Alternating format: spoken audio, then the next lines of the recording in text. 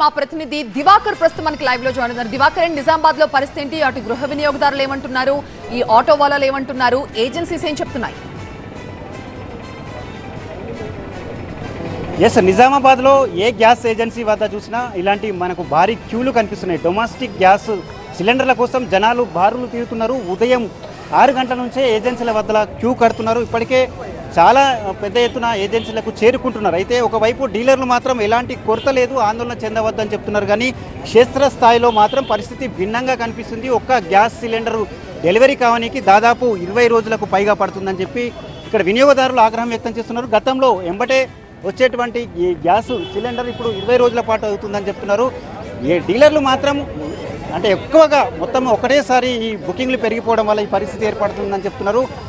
ఉన్నారు మనతో పాటు, అడిగి తెలుసుకున్నారు. చెప్పండి, అసలు ఎన్ని రోజులు అవుతుంది మీరు బుక్ చేసి, ఎట్లా ఉంది పరిస్థితి? కనీసం 45 రోజులు అయిందండి నాకు గ్యాస్ అయిపోయి. ఆ గ్యాస్ అయిపోయిన సందర్భంలో నేను రావడం జరిగింది, బుక్ చేయడం కూడా జరిగింది.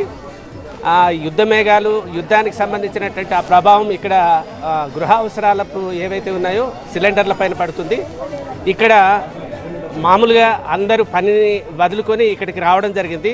సుమారుగా 7 o'clock మార్నింగ్ 6, 7 నుంచి ఇక్కడ ఎదురు చూడడం జరుగుతుంది.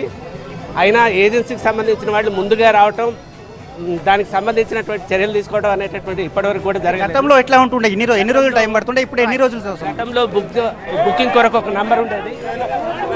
గతంలో ఒక బుకింగ్ కొరకు ఒక నంబర్ ఉండేది. ఆ నంబర్కి బుక్ చేయగానే వాళ్ళే డైరెక్ట్గా ఇంటికి వచ్చింది. మనము చూడవచ్చు, ఇక్కడ ఘర్షణ వాతావరణం కూడా జరుగుతుంది. అయితే ఒక్కరోజు 400 మాత్రమే గతంలో బుక్ అయ్యేది సిలిండర్లు, ఇప్పుడు దాదాపు 2500కు మించడంతో డీలర్లు చెప్తున్నారు ఇది ఒకేసారి ఎక్కువ మొత్తంలో బుకింగ్లు చేయడం వల్లనే ఈ పరిస్థితి ఏర్పడుతుందని చెప్తున్నారు. మరోవైపు పోలీసులు కూడా ఇక్కడికి చేరుకొని క్యూ లైన్లు భారీగా ఉంటున్న నేపథ్యంలో ఘర్షణలు చోటు చేసుకోకుండా పోలీసుల సమక్షంలో గ్యాస్ని అందిస్తున్నటువంటి పరిస్థితి ఉంది. నిజామాబాద్ జిల్లాలో ఎక్కడ చూసినా ఈ డొమెస్టిక్ గ్యాస్ కోసము ప్రజలైతే ఎగబడుతున్నటువంటి పరిస్థితి ఉంది. ఎక్కడ కొరత వస్తుందని చెప్పి ముందు జాగ్రత్తగా బుకింగ్లు చేసుకుంటున్నటువంటి పరిస్థితి అయితే కనిపిస్తుంది.